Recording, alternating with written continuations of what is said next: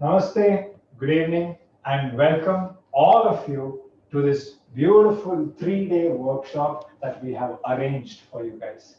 As I'm aware, most of you are college students who are studying either in your second year, third year, fourth year, or maybe some of you have even graduated.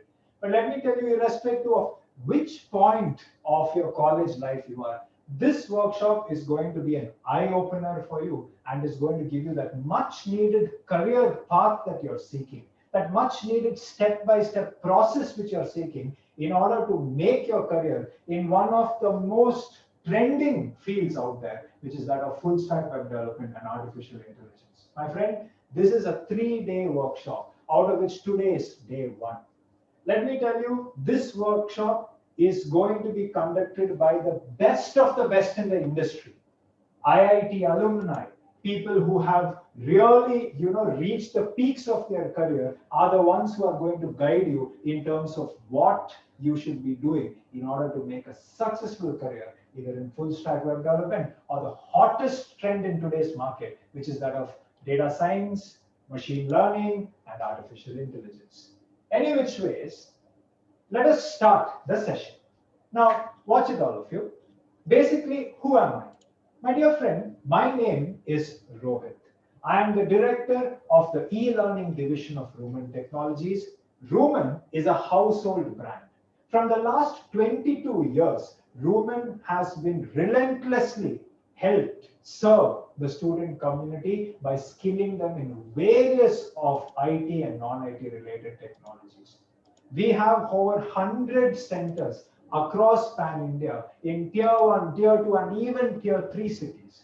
Rooman is the primary driving force behind the free skill training program, which is called as the PMKVY program, which is a government funded skill training program. And every year we impart training to almost 50 to 60,000 students on an average across India. My dear friend, today it's my pleasure to welcome you to this workshop. The first day is going to be all about full stack web development. I'm sure all of you have been hearing these words, irrespective of what point of time in your career you are, but you're hearing it. Now, just out of curiosity, I want to ask you, how many of you have heard of this word full stack web development and are interested to learn it? If you are interested and excited, please put a yes in the chat box so that I know that all of you are awake, listening, and are pumping with energy to attend and understand the session. Kindly put a yes in the chat. Yes. Wonderful, great. So a lot of you have heard about full stack web development, judging by the responses that you are putting.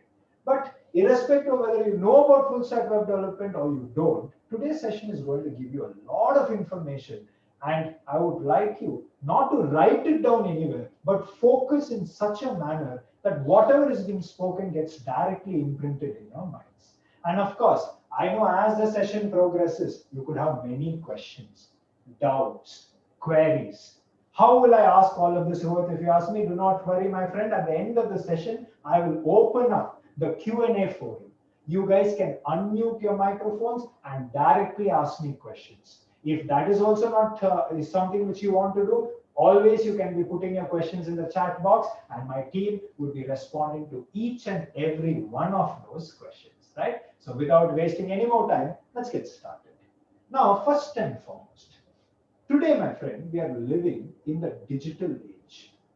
What do I mean by the digital age? What I mean to say is our lives, which has a physical presence on this planet, also today has a digital presence, right? A metaphysical presence we have.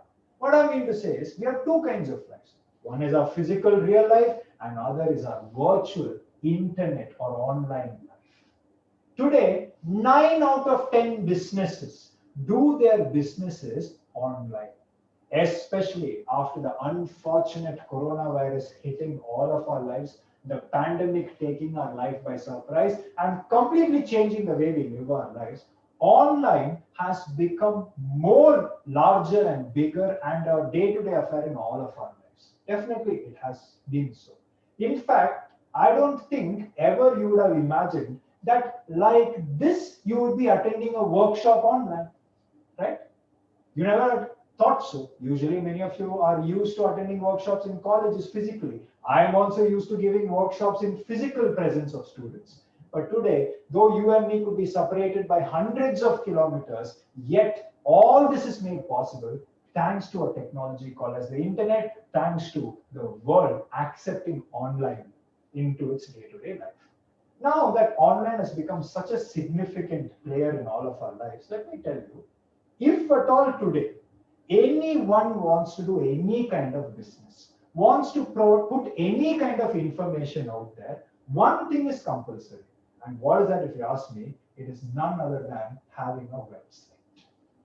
My friend, this website, which every company has, every business has, is made possible by a gentleman working in the IT industry by the name of a web developer. It is he or she which takes a business and represents it online, gives it a presence online by creating what we call as a website. Now, this word full stack web development is nothing but the job role of an individual who can take an idea of a website and implement it from just being an idea into a full-fledged website single-handedly. Such a person is only called as a full-stack web developer. Now, what do you mean single-handedly, you might ask? Let me give you some more clarity. My friend, technically speaking, creating a website is what we in technical words called as creating a web application. Yes, you heard me right? Creating an application which lives, resides, and works on the internet is only called as a web application. Creating web applications is the duty and responsibility of a web developer.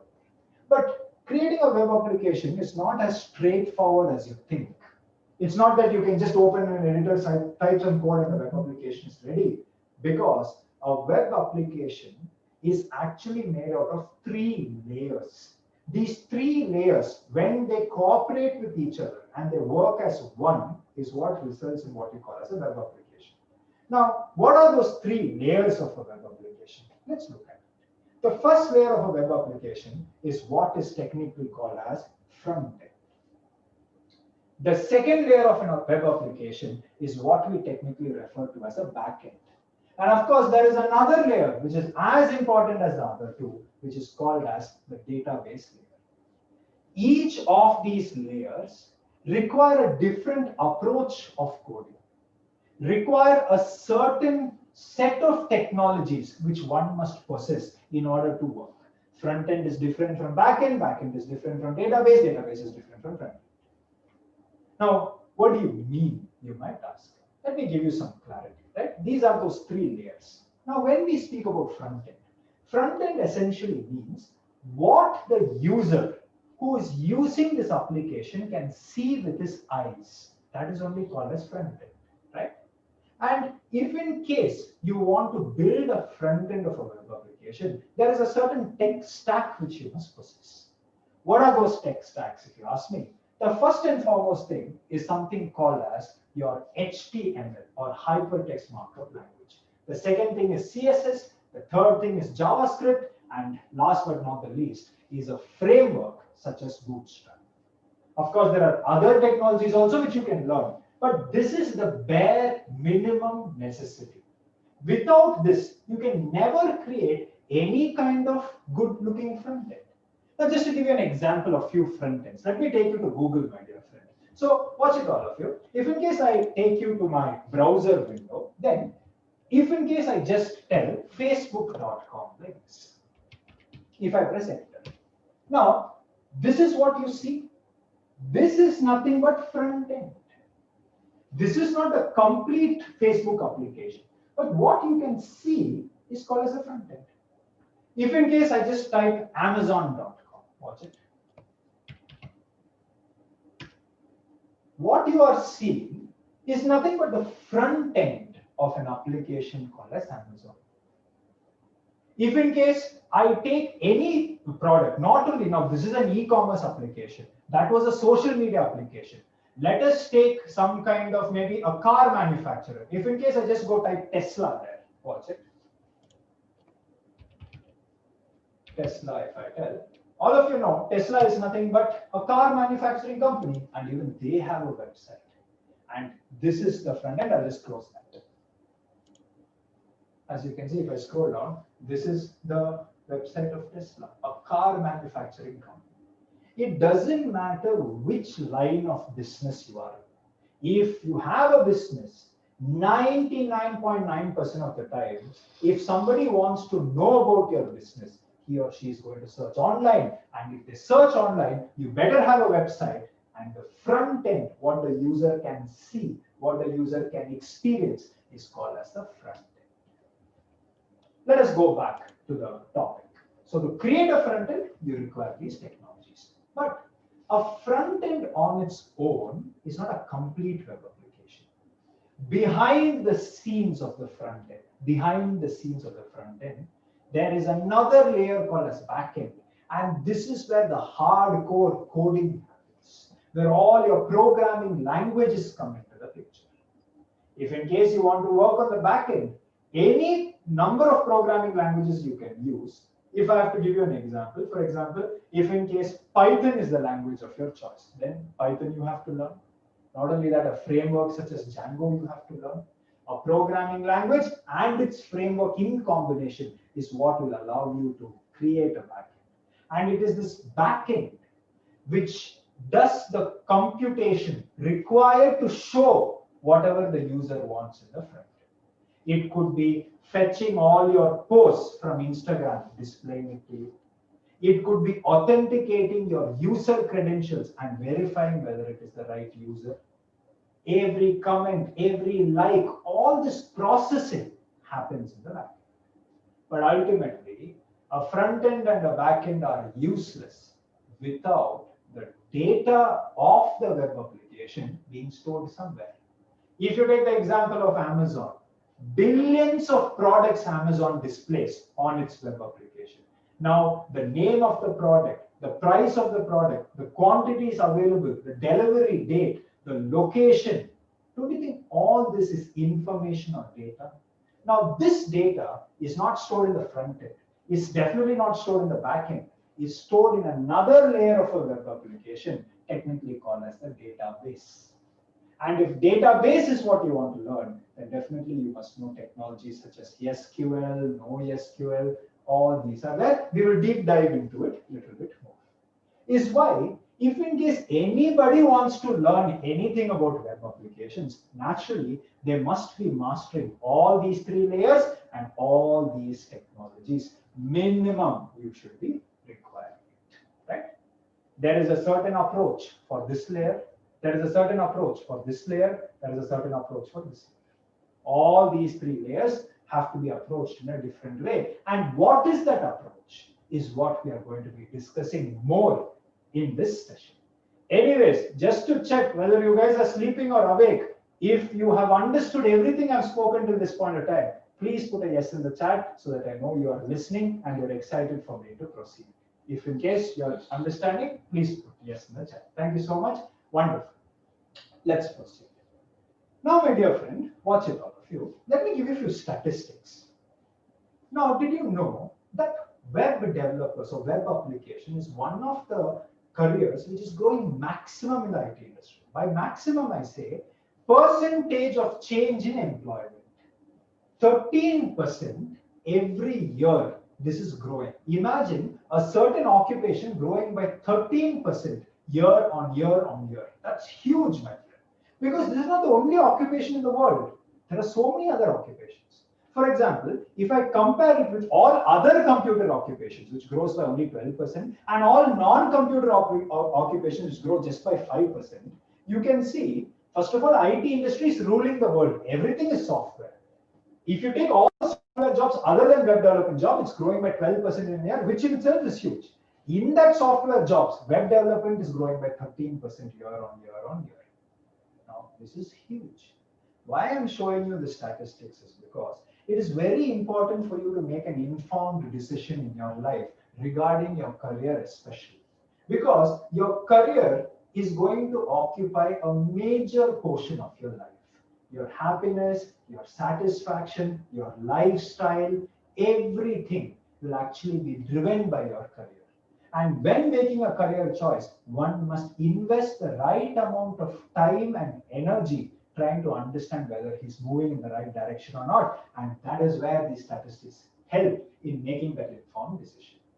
Regardless, to show you a few more good things, this is what I'm just mentioning here, that web development jobs are expected to grow by 13%. 80% of web developer freelancers reported a client growth of 25% a year. Now, what do you mean by this? I have a business.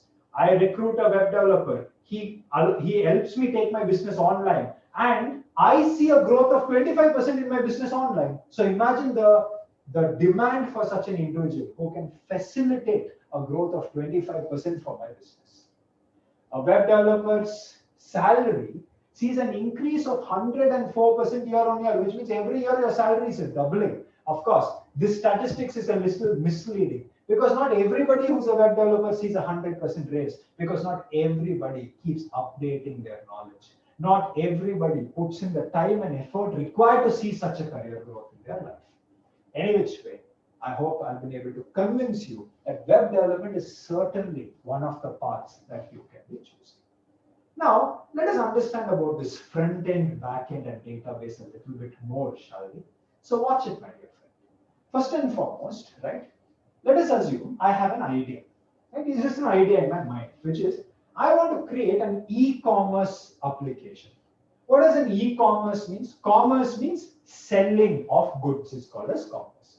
If you do it physically in a store, it is commerce. If you do it online using a web application, it is e-commerce, right? And the goods which I want to sell are mobile phones. So you know, there are a variety of different mobile phones in the market, like this I'm just showing you. So, okay, before that, if we speak about a web application, I want you to understand something. See, if I just go to my Google Chrome, I want you to observe something very, very carefully, right? Let us assume that I want to visit Flipkart. So I'll open a new tab. I'll not open Flipkart, right? Watch it, all of you. Just remove that. Yeah. Now the thing is, Flipkart is an application. Application is a hi-fi word for software, right? Do I have Flipkart software installed in my computer? No. In fact, do I have the space in my computer to install a large application like Flipkart? 100% not. But Flipkart can be accessed from your desktop computer, can be accessed from your laptop, can be accessed from your mobile phone, can be accessed from your tablet without having the software installed in any of your devices. Now the question is how? The how is very simple. To access Flipkart application, I'm using another application, another software. Now, which is that software? That software is what you are seeing in action, which is nothing but a browser software. The browser I'm using is the world famous Chrome, given by Google Corporation. But it can be any browser. It could be Internet Explorer, it could be Firefox, it could be Safari, it could be UC browser, it could be any of these browsers. But if I have a browser, and if I have an active internet connection, through the browser, I can access Flipkart, which is not even installed in my computer. And that is what is happening. See, if I just go to Flipkart like this, and if I just press enter, and if I open this, this is Flipkart application. This is the Flipkart application. This was not installed in my computer, but via the browser, I was able to access it. That is the beauty of a web application. Now let me give you some more clarity about this. So watch it, all of you. Like this, if in case I get back to my concept, right? This Flipkart application or any web application, it should be present somewhere. The code should be present somewhere. It should be executing somewhere. Now, where is it present, if you ask me? It is present in a very, very powerful computer by the name of a server. Every web application will have an associated server. Flipkart will have its own server, Amazon will have its own server, Ola will have its own server, Swiggy will have its own server, Zomato will have its own server. And that is where the application is running. That is where it physically resides. Now, this computer could be anywhere in the world. It could be in India, it could be in France, Germany, USA, Canada, it could be anywhere. Now, that is a user. Now, this user is in some other place in the world. He could be in a different continent altogether. Now, he wants to access this server. He wants to access the application. Now, he starts thinking, how can I do that? Very simple. All he has to do is download and install another software called as your browser. And if this browser is also accompanied by an active internet connection, then the beauty is he can make a request via the internet to access the application present in the server. The moment this request is received by the server responds back via the internet to the user, and that is how he sees whatever he wants to see. That is how he accesses the application. And how is he accessing the application? Via the internet. Internet is also called as the web. Accessing an application which is not physically installed in your machine via the web is only called as a web application.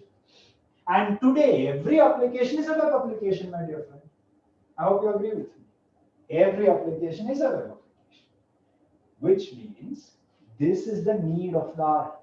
Any idea that you have, it must become a web application. In fact, all those CEOs that you read about who are millionaires, billionaires, all of their applications are web applications. How we're able to think. Anyway, now that this part is clear to you, I want you to understand this browser is such a software. It can be installed in your machine, which is your desktop. It can also be installed in your phone. It can also be installed on your tablet. It can be installed in any of these devices. And in all of the devices, you can access it. Beautiful concept, isn't it? That is why it is so world famous. And that is why any developer who has the capability and knowledge to create an application like this is so much in demand. Is why that occupation is growing by 13% year on year on year. Is why his or her salary is increasing by 100% year on year on year. I hope you're able to make sense of all of this. Anyways, let's move forward. Please understand what I'm trying to say is that let us speak about front end. So I told you I have an idea. I want to sell mobile phones online. Now there are a variety of mobile phones like this. Now, first of all, I must think how this application of mine is going to represent these phones. How is it going to be represented? Right? What is going to be the structure of my website? So what I decide is, if somebody comes to my website, this is how it will look. There is going to be an image of the phone. There is going to be a name of the phone. And there is going to be a button on which if he clicks, he can get more information about the phone. Like this, I'm going to have different phones, and the layout is going to be one next to the other like this. Now, this layout, this arrangement of information, where image, name, button, image, name, button, image, name, button. If you want to create a layout like this, this layout cannot be created by a programming language. This layout can only and only be created by a different kind of language called as a markup language. Now, what do you mean by a markup language, if you ask me? Again, a markup language's duty is to display the information, is to present the information. And the world's most famous markup language, which is used in building your web applications, is, any guesses? Let me see how many of you are awake and listening. Whoever guesses it well will get a 5-star chocolate. Obviously, virtually I will give it to you. Physically, I cannot be giving it to you. Let me see how many of you say which is the language. Bhavya is saying? Sunil. HTML. HTML, okay. Sunil is also saying HTML. Bhavya. Most of you are saying HTML. Robert says HTML5. And my dear friend, you're absolutely right. It is nothing but your hypertext markup language, or HTML. And the latest version of HTML which we are using is nothing but HTML5. Are you able to think? But imagine what a fool I should be if my website looked like this. Would anyone? This is the Python script. It started with almost equal to 3%. And today, as we speak, most of the questions asked on Stack Overflow is on Python. Now, why is this language such a trending language? That is the question. Why is it so trending? How did it increase steeply? You can see literally exponential growth. This kind of a graph is only called as an exponential graph, right? Why? What is so great about Python? Now, that is something which I would like to speak about as well. Because I'm sure many of you are there who are learning Python, who are considering to learn Python, who is always trying to figure out what is the difference between Python and JavaScript, Python and Java, why should I learn Python, should I learn Python, etc., etc., etc. Today, I'm going to put all those questions to rest once and for all. Now, what do you mean, Rohit, if you ask me? Let me give you a few statistics related to Python. First of all, I would like to take you to a website called as PIOB. So watch it, all of you. If in case I take you to my Chrome browser window, I will just go there and I'll write PIOB. PIOB.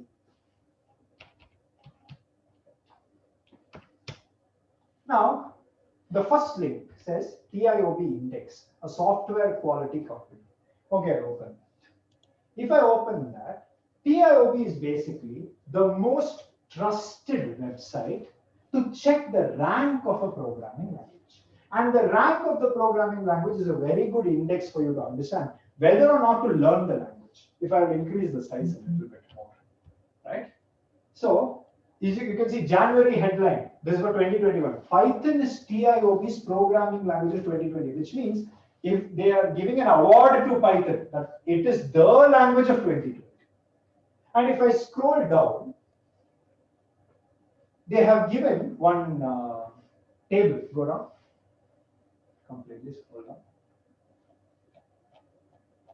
Okay, so maybe, yeah. Okay, that was the table, is it? Scroll down more. Anywhere else? No. Okay, fine. That's okay. Scroll on top completely. Yeah, go even more on top. Fine. That's okay. Top, right? So as you can see here, if I go top even more, yeah. So here you can see this is the rank of the languages. As you can see, C language in Jan of 2020 was in the second position. Jan of 2021, it is in the first position. In fact, C has never been in any other position but in the first or second position. If you look at Java, Jan of 2020, it has been in the first position. Jan of 2021, it is the second position. Wonderful. Now, if you take Python, Python is the third most popular language in the entire world. And let me guarantee you this. 100% in a year's time from now, Python will definitely either be in the second position or first position because that is the rate at which it is growing. Now, why I showed you this graph is, most of you, irrespective of which background you come from, if you have done engineering, C language you have learned. And why you have learned C language or why your academic syllabus started you with C language is because this is the root language. This is the core language that one must be learning, right?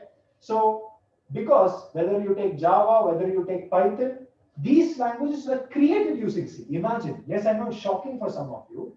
Java and Python are created using C, which is if you open up Java and look inside, if you open up Python and look inside, now don't try to go into your computer and open it up. It is not like that I mean. If you see how the compilers are designed, if you see how the virtual machines are designed, you will see all of them make use of C language. Clearly, it will always be in the first position. But between Java and Python, if you have to choose, I would say don't choose. Why not learn both? Why not learn both? Because Java clearly from 2 decades has been in this position. Python was never in this position. It has slowly risen up and come. In fact, if I have to show you a very long history of the languages, I'll just scroll down completely. Here they have given something called as very long-term history. And see, interestingly, C language from the years of 1986 when it was created, 1, first or second position. If you take Java, Java in 1996 when it was released, when it was a new language, 28th position. 2001, third position. 2008, second, first, and second position as we speak. If you take Python, when it was released in even in 2001, it was in the 23rd position. Imagine 23rd position. And then it came to 7th, it came to 6th, it came to 5th, and today as we speak, it is in the 3rd position. Amazing, isn't it? So, my dear friend, learn both. Now, some of you will be like, one language itself we are not able to learn. How do you expect us to learn two languages? Well, that depends upon where you learn it, how you learn it, who you learn it from. In fact, if you master one programming language, learning the others is actually easier. First language will take 100% effort. Second language will take only 50% effort. Third language will take only 25% effort. Your fourth language you can learn in 1 week because 90% is the same. Foundation is the same. Fundamentals is the same. Just syntax difference. You will have to identify, imbibe, move forward. Any confusion till this point of time? Wonderful. Now, I have shown you some statistics. But what do these numbers mean? How did Python go from 23rd position to 3rd position? Such an exponential growth. Why? Well, why, if you ask me, there are two primary reasons why this happened to Python. What are those two reasons? Let me show you. Watch it, all of you. Now, first and foremost, the first reason why Python is so popular is because it has extremely simple syntax. Now, what do I mean by that, you might ask? That is what I'm just trying to show. Right? Features of Python, no, the other one. Sorry for the technical issue. Yeah. Watch it, all of you. The first and main reason behind Python's popularity is the fact that Python is an it's a language which is used in AI. I said simple syntax usage in AI. All right. Just a moment, just to check. Is there any technical issue? Are you guys able to hear me properly? If you're able to hear me, just put a yes in the chat, please, because I don't know if there is any technical issue. Please let me know if you're able to hear me. Yes. Yes. Switch on the AC. Why the bloody hell would you off it when I'm taking a session? Okay, wonderful. So you are able to hear me. As I said, my dear friend, that Python is a language which is most used in a field which everybody is aspiring to master, which is called as AI or artificial intelligence. Not only that, Python is again a huge driving force in another field called as data science. In fact, Python is one of the most used languages in the field of cybersecurity. And cybersecurity is again a field which is booming because if all our lives has gone online, don't you think that all of our data is at threat? All our bank transactions, 90% of our bank transactions happen online. In fact, after all these UPI payments and all these bank, all these virtual payment gateways such as Google Pay, Phone Pay has come out, I don't think many of us even carry cash in our wallets. In fact, usage of ATMs have also reduced drastically. Not required. Every small pawn shop wala also has a UPI scanning code and a facility now, right? So our photos are online, our bank details are online, our certificates are online, learning is online. Today, placements is happening online, work is happening online because the entire IT industry is working from home now. When everything is online, naturally there is a threat to that data. There is threat of hacking. There is threat of cyber criminals. And all of this can be mitigated if one has a very good cybersecurity team working for them. And cybersecurity also makes use of Python. Not only that, my dear friend, Python is again a huge player when it comes to the field of robotic process automation, or what we call as RPA. Even RPA uses Python, and RPA is all about creating bots. Bots means they are software programs which can automate tasks for you. What do you mean by automate tasks, if you ask me? For example, every day you go, you check your emails, and any emails which is asking for an appointment, you want to store it somewhere in a to-do list. Now, a bot can do it for you. What a secretary does for a CEO, a bot can do it even more efficiently. If every day you want to send some automated mails to people, a bot can do it for you. If you want to create Excel sheets, a bot can do it for you. In fact, 90% of the manufacturing in car companies is done by robots, which is internally being driven by software programs called as bots. All this is robotic process automation. Automation means removing human element from a process and making it completely human free. It's only called as automation. Whether it is good or bad, whether it is creating new jobs or resulting in huge job losses, is an ethical and moral debate which I don't want to get in right now. But definitely RPA is also a field where Python is being used. And of course, I also told you, Python is a huge player when it comes to web application development. Python is also a huge player when it comes to automation testing. Selenium plus Python combination is one of the most used combinations. I hope till this point of time, everything is clear to all of you, right? Again, I know you may have questions. If you have questions, keep putting it in the chat, and definitely I will answer all of them at the end of the discussion for the Q&A. But till this point of time, I hope it is crystal. Next, what you might ask. Now, the next thing is, yes, you understood all this about Python. Wonderful, Python is good, all of that. But the main two reasons why Python is very, very popular is because number one is that Python is a language which has extremely simple syntax. Extremely simple syntax. Syntax means the way code is typed, the rules of the language, the grammar of the language is called as syntax. Compared to other languages, Python syntax is super easy. In fact, I will write a simple program today and show you how easy Python syntax is. Not only that, the biggest reason why Python is being so popular is its usage in AI. In fact, tomorrow and day after tomorrow is all about AI. And the people who are going to deliver this lecture, let me tell you, are stalwarts in their industry, are people who are the who's who of their industry. People who live and breathe AI on a daily basis are the people who are going to tell you what its relevance is in today's market. And I definitely hope all of you will attend tomorrow's and day after workshop so that you get some real-time experience of how AI and data science and data visualization happens in the real world. Anyways, now just to give you an idea of why Python is so simple, I would just like to take a minute to give you a small history about the person who created Python.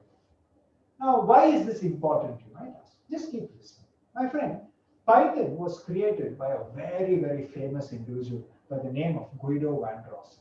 In fact, he is one of my personal idols who I look up to because his contribution to the industry is so immense. Today, AI and machine learning, which anyone and everyone can learn and achieve, the most complicated processes and algorithms, if it can be achieved by one simple function call, it is thanks to what this man did in 1980s, which is carried forward till today and become the giant. Now let me tell you something about Guido van Rossum. See, Guido van Rossum actually was working for a company called as CWI. That is where he was working. Now in CWI, he was working with a team of developers whose duty was to create an operating system. The operating system which Guido van Rossum and his team were creating was called as the Amoeba operating system. That was the name of the operating system, right? I know you have not heard of this because it has not become famous. Today only people know of Windows operating system, and if they are in the Apple ecosystem, they know about Apple's operating systems, right? But anyways, this is what he was working on. But unfortunately, he and his team who were working on this project were very, very unhappy and frustrated after a point of time. Now you might ask, why were they unhappy and frustrated? That is because the programming language which these guys were using to build that operating system was none other than the number one programming language in the world today, as well as in 1980s, which is nothing but C language. Now you might ask, why were they frustrated with C language? If you ask me, very, very simple. The frustration was because C is a very powerful language, no doubt about it.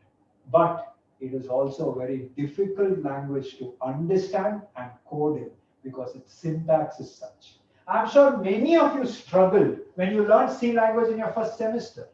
The syntax was so complicated. Just to print something is complicated. To write loops is complicated. If at all you're delving into some advanced topics like bit manipulation and file handling and multi-threading, etc., then things get even more complicated because the syntax is not very user-friendly. Same problem they were also facing. That time, Guido van Rossum got an idea that, hey, why don't I create a programming language? And that programming language, the core feature should be that it should be a simple language. It should be very simple. Anyone and everyone should be able to pick up that language and work. Keeping this idea in the back of his mind, he went and he started working on his project in his home. Whenever he got free time, he started to work on this project. And as he kept working on this project, and the brilliant person that Guido van Rossum is, in just 3 to 4 weeks, he created a basic version of that language, what people call as a prototype, not the complete product, but the initial working product. He created. Very excited, he took this and he showed it to his team. He made a presentation. All of them were super impressed by what Guido van Rossum showed, because imagine these people were working on C language every day, and suddenly he comes and shows a language which is super simple to code, whose syntax is very, very easy. And naturally, all of them were impressed, and they told, hey, Guido van Rossum, you have to release this language. Not only for the internal teams of CWI, you should release it to the entire world. This is what was told.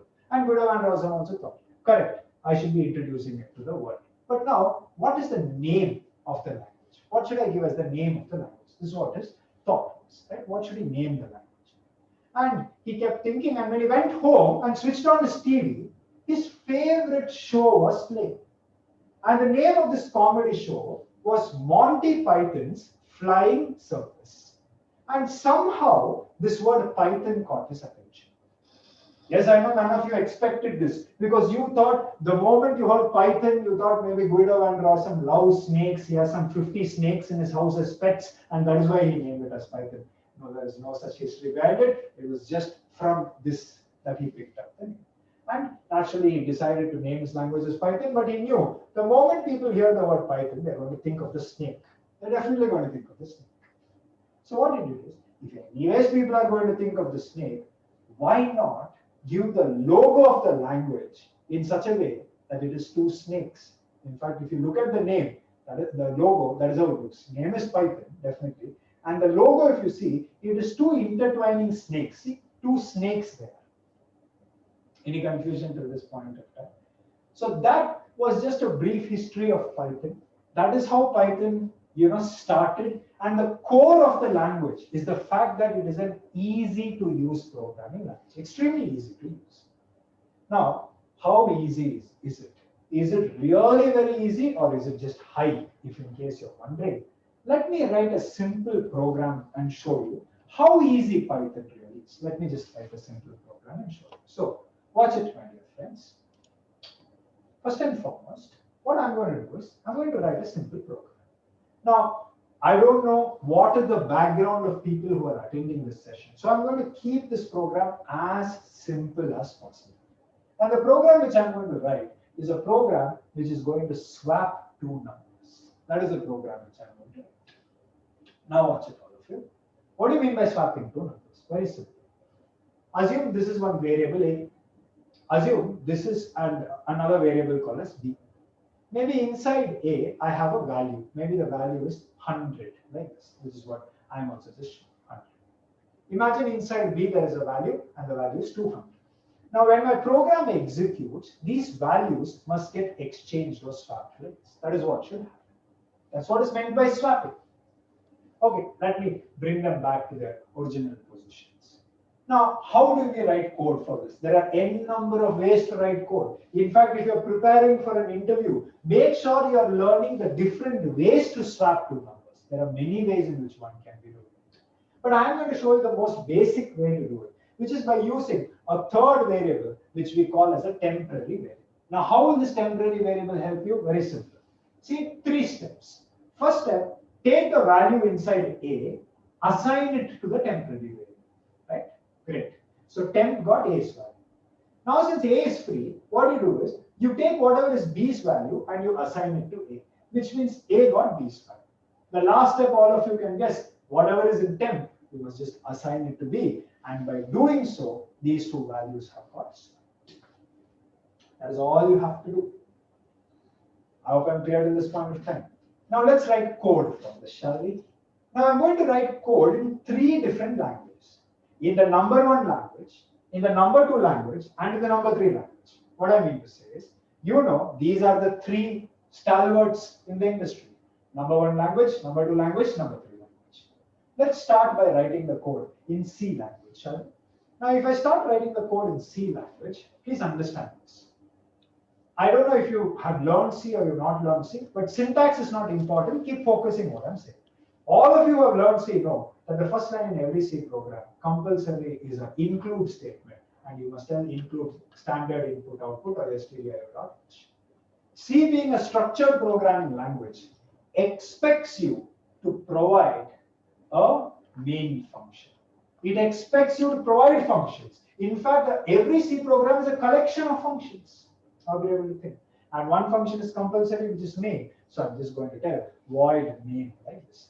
And this is the opening and the closing of the function. And inside that, what I'm going to do is my first variable I'm going to create, wherein I will tell int a equal to 100. Now, a few things I want you to observe.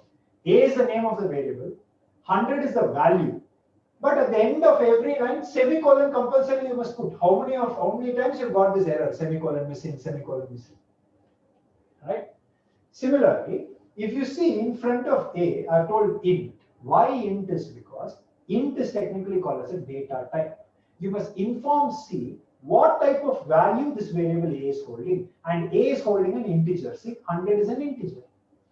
Technically, such a language which expects the user to define the type of data being stored in a variable is only called as a statically typed programming language. Does not matter if you understood good, if not, leave it. One more variable I required, b, which held the value 200. So like this, I'm just going to tell int b equal to 200. Same rules apply there. We also required a temporary variable which is initially empty. So what I'm going to do is I will tell int temp like this. Any confusion? Okay. These 3 lines are clear. Now, before swapping, I just want to print their existing values. And how do you print anything in C? So much of headache to print something in C because you have to call a function called as printf. Inside that, tell the format specifier, then tell the value. Percentage %d means integer, percentage %f means float, percentage %c means character, percentage %s means string. All this one has to be done. Similarly, I'm also going to print the value of b like this. Clear till this point of time? Now I'll write my swapping logic. And what is the logic? First one, whatever is in A, assign it to temp. So I'll tell you temp equal to A like this, because assignment is always right to left. So what is in A is given to temp. Please remember this. Similarly, the next step is whatever is in B, you assign it to A. And that is what I'm going to do. I'll tell A equal to B. So whatever is in B is assigned to A. Next step is whatever is in temp, assign it to B. So I will tell b equal to temp plus. So whatever is in temp is assigned to b. And to prove that swapping has happened, whatever I printed, I'm going to print it again by telling print f percentage d a. And again, I'm going to tell print f percentage d b. Like this. I hope till here things are crystal. Of course, I'm not going to execute this and show. I'll execute the code of Python and show. But now that you have seen this, so many lines of code you have to write in C just to swap 2 variables. Let us see if the number 2 programming language is any simpler in its syntax. So watch. Now, when it comes to Java, Java, my dear friends, is an object-oriented programming language, which means classes are compulsory. If you have learned object orientation, great. Otherwise, forget about it. Just see the lines of code I should write. Because it's an object-oriented language, first I will begin by creating a class. I'll call that class as demo. Just like C language, in Java also the main function is compulsory, but the syntax is more complicated because you have to tell public, static, void, main of string arguments like this. Inside this, same code you can write. I'll start by telling int a equal to 100. Here also semicolon compulsory. This is also statically typed language and hence int is compulsory. Similarly, I'll tell int b equal to 200. Next, I'll create my temporary variable. So I'll tell int temp like this. Now, before swapping, I want to print it. Now, printing in C is printf, but in Java, it is system.out.println of A. Now, A gets printed. Similarly, I will tell system.out.println of B gets printed. After which, I'm going to write my swapping logic. It's the same. Whatever is in A, assign it to temp. Next step, whatever is in B, assign it to A. Next step, whatever is in temp, assign it to B. That is what I'm showing. Swapping would have happened, and after swapping, I would just like to print it. So again, I will tell system.out.println of A, and I will tell system.out.println of B. Clearly, if you have eyes, you can see that the complexity of code, the syntax of the code did not reduce by any means. It did not reduce. But now, let us see the hero of our story, which is Python. I've been telling you Python is simple, Python is simple. All Guido van Rossum's history also told it, but really is Python simple? Let's check it. Now, this is how Python code will look like. Watch it, all of you. Main function compulsory. Class and main function compulsory. No class, no main function, nothing is required. You wanted one variable A, right, which had 100. Just tell that. A equal to 100. But Rohit, tell int, not required. This is a dynamically typed language. The language will decide for itself what is the type of value stored. But okay, you have missed a semicolon, you might tell. Yes, because Python doesn't expect me to put semicolon. That's why I told you it's easy. Similarly, I will tell B equal to 200 like this. That's it. Now you think it's like how I'm speaking English and writing code. Now, you want to print before swapping. Okay, what about the third variable, you might ask? Not required. Without using third variable, I can swap. Or really, you might ask, yes. But let me print it. See, I'll just tell it. Print the value of A, that's all. Print the value of B, that's all. No system.out.println. No printf, none of that. Simple. What else you might ask? Next is swapping you want to do, right? In one line, I will swap. What is this line, you might ask? Simple. Look at the right side. A's value, store it in B. Look at the right side. B's value, store it in A. That's it. A's value comes it's in B. B's value comes it's in A. That's all. One line swapping happened. No third variable, nothing. Can things get easier than this? And this is just one example which I'm taking to help you understand. After swapping, you want to print it. So I'm just going to tell print A and print B like this. That's it. Now, will this work? Would have printing happened? This is what you're thinking. Now let me execute and show you this code. So if I take you to my execution window, because in command prompt you have to type few commands. This is my command prompt, right? As you can see, I'm in C drive, users folder, studio. There, I'm just going to write the command to execute a Python program, which is called as Python, like this. Technically, you're activating the interpreter of Python, but again, I can't go into those technical details. And the file inside which I've stored the code, this is the name of the file, temp.py. Why .py? Because py means it's a Python file. Python file means it contains Python code. If this was a C program, it would have been .c. If it was C++, it would have been .cpp. If it was HTML code, it would be .html. If it was CSS code, it would have been .css. If it was JavaScript code, it would have been .js. If it was Java code, it would have been .java. How are you able to think? Extension tells you the kind of information present inside a file. Anyways, if I press enter, you can see 100, 200 before, 200 and 100 after. Before swapping, after swapping. How much more easier can things get? Definitely, anyone who learns Python will fall in love with Python because it is super simple. Just to give you a comparison, because anyways, we have spoken so much. Watch it, my dear friend. Now, these are the different, how many lines of code for C, if you ask me. You can see if I start counting, totally there is 14 lines to swap. If I shift my focus to Java, then in Java, if I start counting, 16 lines of code. In Python, if I start counting, 1, 2, 3, 4, 5, 6, 7. Literally half the lines of code of C, less than half the lines of code for Java. Is why in very simple words I told you that Python is 100% simple, and I'm sure all of you agree that Python is simple. Any confusion till this point of time? So if you really agree with me that Python is simple, put a yes in the chat so that I know that whatever I've spoken so far, definitely all of you are in agreement with. Let me see how many of you think Python is really simple. Yes. Great. Yes. Wonderful. Awesome. So my friend, so far, what have we discussed? I introduced you to the concept of web development. I showed you the different stages of web development. I explained to you what it takes to create a front end, what it takes to create your backend, what it takes to work in your database, and how all these three layers work as one to provide a unique user experience. I also showed you that there are a variety of languages which you can choose. And as a fresher, which would be an ideal language for you to choose? And I would say that Java definitely is a language which you should learn because most of the job opportunities for a fresher especially is on Java language. Python, 100% you should learn because why should you learn Python? Not only can you do web development in Python, you can also 100% be working on artificial intelligence and data science also if you learn Python.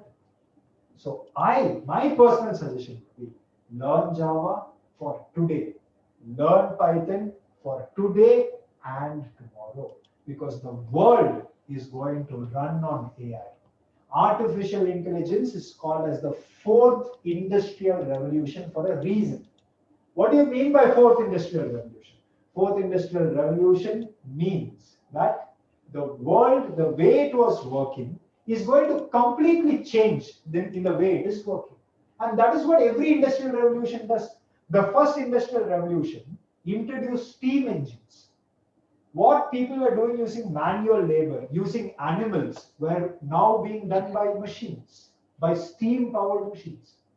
The second industrial revolution introduced the world to the concept of science and technology. Where using science and technology, the very way we live our lives changed.